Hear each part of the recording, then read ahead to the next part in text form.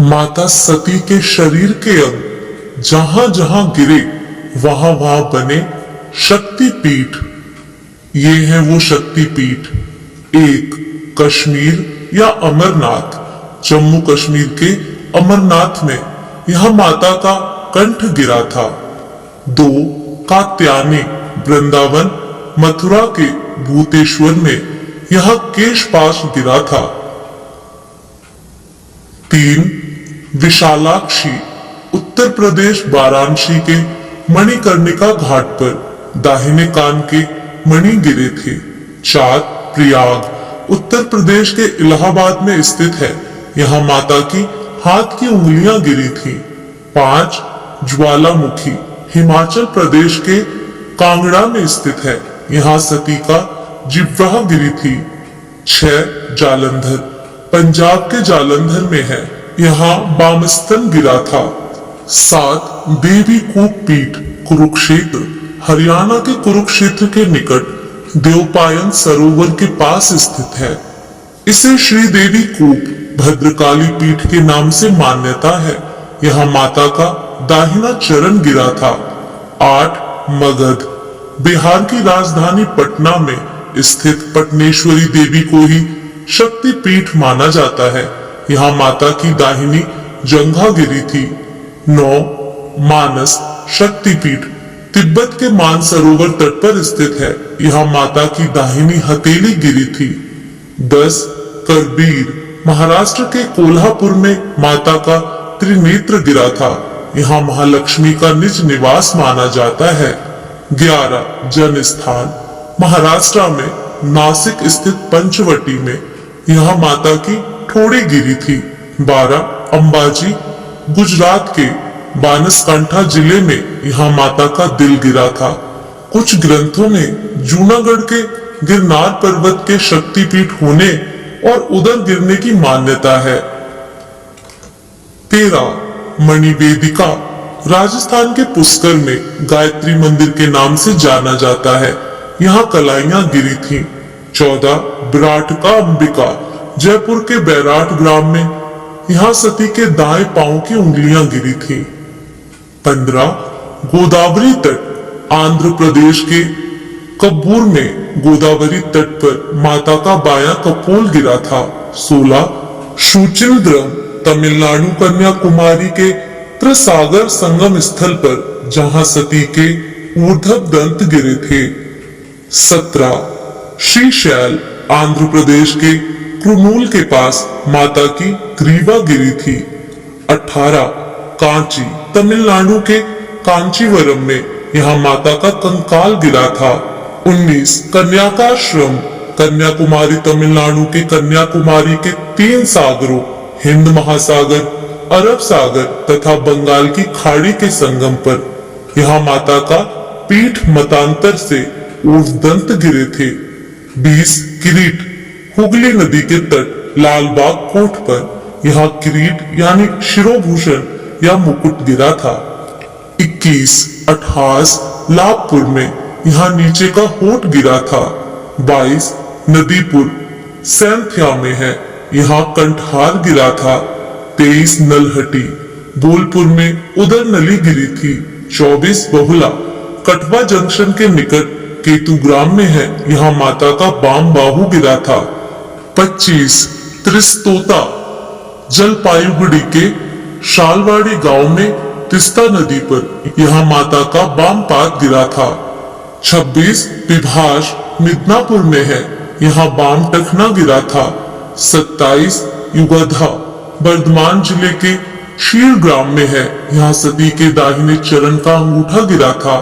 28, काली घाट, काली मंदिर के नाम से प्रसिद्ध है, यहाँ दाएं पांव का अंगूठा छोड़ 4 अन्य उंगलियां गिरी थी। 29, बक्रेश्वर, सिनियथा में है, यहाँ मन गिरा था। 30, कामाख्या, गुवाहाटी का कामगिरी पर्वत यूनिदेश गिरा था। 31, जयंती, मेघालय की जयंतिया पहाड़ी बाम जंघा गिरी थी। 32, त्रिपुर सुंदरी, त्रिपुरा के राजकिशोर ग्राम में है, जहां माता का दक्षिण पाद गिरा था। 33, बिरजा क्षेत्र, उत्कल, उड़ीसा के पुरी और याजपुर में माना जाता है, जहां माता की नाभि गिरी थी।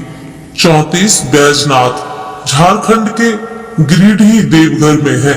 यहाँ माता का हृदय गिरा था। मान्यता है यही सती का दाह संस्कार हुआ था। 35 उज्जैनी मध्य प्रदेश के उज्जैन शिप्रा के दोनों तटों पर माता की कोहनियां गिरी थी। 36 शोड़ मध्य प्रदेश के अमरकंटक का नर्मदा मंदिर, यहाँ माता का दक्षिण नितंब गिरा था। यह भी मान्यता है कि बिहार के सासाराम का ताराचंडी मंदिर ही शोड़ तटस्थ शक्तिपीठ है। 37 लंका श्रीलंका में है। यहाँ नुपुर गिरे थे। यह ठीक ठीक ज्ञात नहीं है कि किस स्थान पर गिरे थे। 38 गढ़की नेपाल में गढ़की नदी के उद्गम पर है। सती के कपूल गिरे थे। 39 गुहेश्वरी नेपाल के काठमांडू में पशुपतिनाथ मंदिर के पास है। यहाँ दोनों घुटने गिरे थे। 40 हिंगलाज पाकिस्तान के बलूचिस्तान प्रांत में है। माता की ब्रह्मरंध्र गिरा था। 41 सुगंध बांग्लादेश के खुलना में सुगंध नदी के तट पर है। यहाँ माता का नासिका गिरी थी। 42 करतोया घाट बांग्लादेश भवानीपुर के बेगड़ा में करतोया नदी के तट पर माता का बाम तल्प गिरा था। 43 चट्टल बांग्लादेश के चटगांव में यहाँ दाहिनी भुजा गिरी थी। 44 यशोर बांग्लादेश के जैसौर खुलाना में यहाँ बाई हथेली गिरी थी। 45 श्री पर्वत शक्तिपीठ। कुछ विद्वानों का मानना है कि इस पीठ का मूल स्थल लद्दाख है। कुछ का मानना है कि यह असम के सिलहट में है। 46 पंचसागर शक्तिपीठ। इस शक्तिपीठ का कोई निश्चित स्थान ज्ञात नहीं है। 47 भैरव पर्वत शक्तिपीठ। कुछ गुजरात के गिरनार के निकट भैरव पर्वत पर, तो कुछ मध्य प्रदेश के उज्जैन के निकट शिप्रा नदी तट पर इसे मानते हैं। 48 मिथिला शक्तिपीठ। नेपाल के जनकपुर, बिहार के समस्तीपुर और सहरसा में इसका स्थान माना जाता है। 49 रत्नावली शक्तिपीठ। कहा जाता है कि तमिलनाडु के चेन्नई में कहीं स्थित है। 50 कालमाधव शक्तिपीठ। इस शक्तिपीठ के बारे में कोई निश्चित स्थान ज्ञात नहीं है। 51 रामगिरी शक्तिपीठ। रामगिरी शक्तिपीठ कुछ लोग मध्य प्रदेश के मैहर में मानते हैं। रावण के पास आते ही क्यों घास का तिनका उठा लेती थी माता सीता? रामायण में एक प्रसंग आता है जिसमें माता सीता अशोक वाटिका में एक वृक्ष के नीचे बैठी रहती हैं और रावण बार बार अशोक वाटिका में आकर माता सीता को धमकाता रहता था। और जब भी लंकापति रावण उनके समीप आने की कोशिश करता था तो माता सीता एक घास का तिनका उठाकर रावण को सावधान करती थी और कहती थी कि वह उनके समीप ना आए, अन्यथा उसका सर्वनाश निश्चित है। रावण के आते ही आखिर माता सीता एक घास का तिनका ही क्यों उठाती थी? चलिए आज इस रहस्य के बारे में जानते हैं। लंकापति रावण माँ सीता का हरण करके लंका ले गया। लंका पहुंचकर माता सीता रावण के राजभवन में न रहकर अशोक वाटिका में एक बरगद के वृक्ष के नीचे बैठी रहती थी।